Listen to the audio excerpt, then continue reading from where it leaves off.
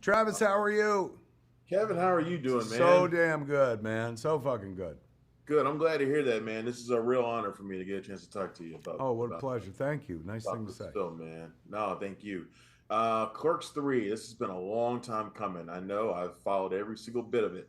Talk to me a little bit about what got you going to finally want to make this, to tell this story. Because I'm sure it's gone through a lot of versions. It has, yeah. I've been trying to make a Clerks 3 almost since the end of Clerks 2 back in 2006. And at one point, there was a version of this movie that took place not at the convenience store, but at a makeshift bodega set up outside a movie theater in a world where Randall had like a nervous breakdown.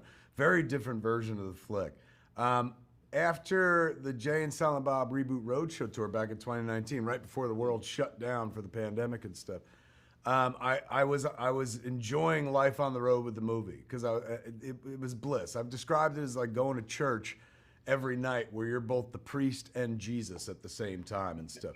So I was like, if they like this, if they're happy with like a Jay and Silent Bob sequel, what would this be like if I went out there with a Clerk sequel? And that's the thing I've been trying to make so much for so hardcore for the last few years. So I realized that I had gold in as much as, the heart attack that I'd had a few years prior. And in order to kind of depower anything that, looms large and maybe negatively so, you capture it, you put it, you make it yours. So I was like, I'm going to use the heart attack. The heart attack used the shit out of me. I'm going to use the heart attack for Clerks 3. And once I had that spine, that backbone, things went quickly. Like I did the first draft of what the movie we've all seen now in January of 2021, and we were shooting like by summer of 2021. It went pretty smoothly. So when it finally came together and coalesced, it came like Christmas. But it took a minute to get here, and I've been trying to get here since the end of Clerks 2. Dante and Randall always kind of represent my best way into telling the most personal stories, because they are who I assumed I would have been my whole life if I hadn't made Clerks and it hadn't panned out. I was content to work at that store, man. It was a good job. I was getting paid $5 an hour under the table, and I had a TV. I mean, this was before we all had a TV on our phone and stuff.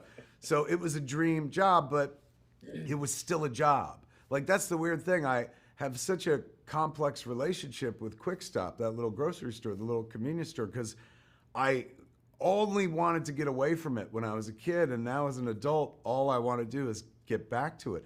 We shot a whole movie there last summer, and it was bliss. We got to shut the place down, and I got to go work at Quick Stop in a way that like was most comfortable for me. I didn't have to wait on customers. I just got to go in and out of the store and hang out behind the counter and say make pretend things. If I could have done that back in the early 90s, I never would have made a movie, for heaven's sake.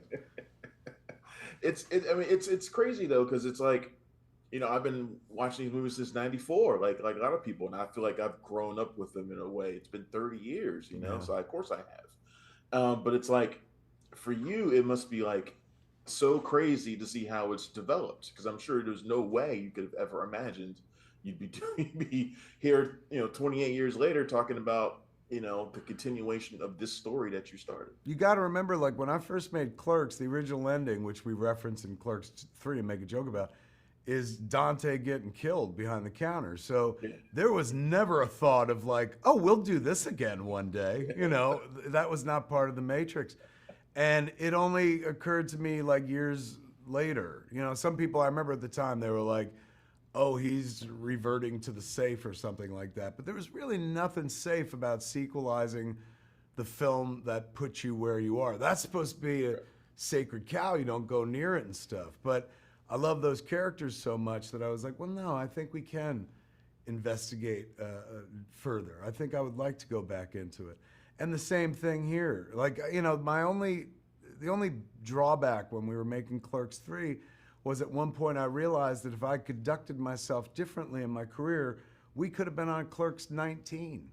Mm. Like, I worked in convenience stores for years, like since I was like 13 years old up until the time I was 22.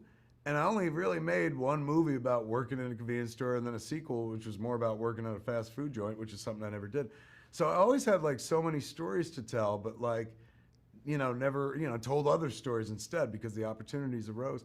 And now as an old man, all I think about is like, oh, could you imagine if my career had just been Clerks movies? Like I would have gone through this whole period where like at first people would have been like, wow, he's really dedicated to this one joke. And then people would have been like, ew. They would have been like earnest movies for a while. People would have been real dismissive. But then if you do something long enough, then people come back around and have to consider you seriously and stuff. And that's kind of what I'm hoping happens with Clerks 3 as well. But yeah, it's always so wonderful for me to go back into those characters. I think that's where you get the best version of me as a storyteller when we go back to the old store.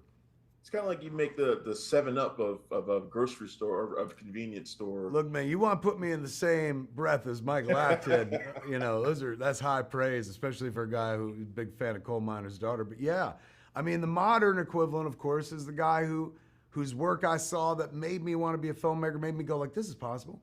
Richard did an indie film trilogy as well with the Before series. And, I'm certainly not like, I got to be like Richard in that way. It was when I saw Slacker, that's what got me to Clerks in the first place.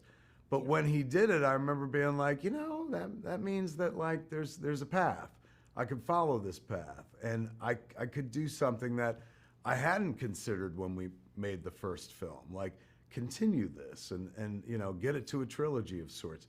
It's almost ridiculous that a movie as cheap as the first one has spawned not just like 2 sequels and like multiple movies tied to it throughout the Views universe and whatnot, but it's kept me like, vibrantly working for the better part of like 30 years, talking about something that I did many, many years ago.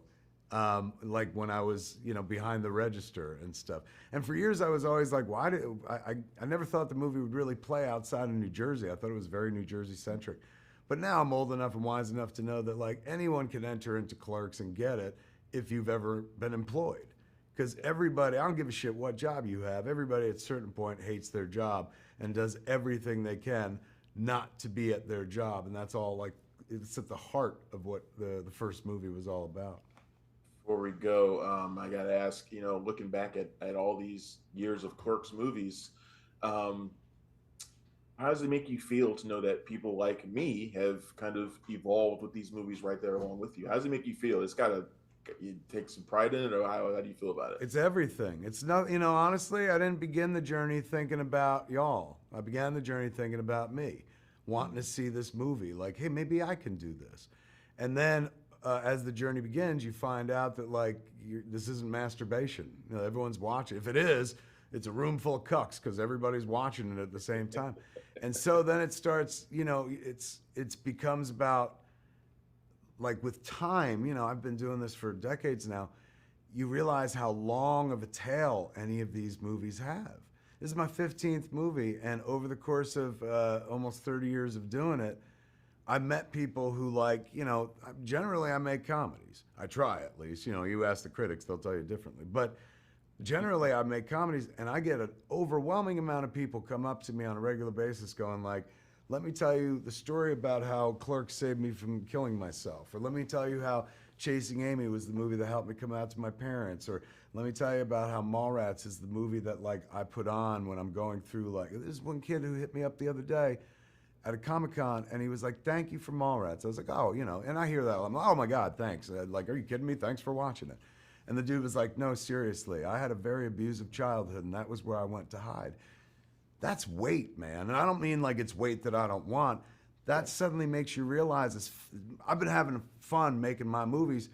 My movies mean something to people, like, and they're a buoy they can hold on to in a raging sea sometimes when life isn't so simple.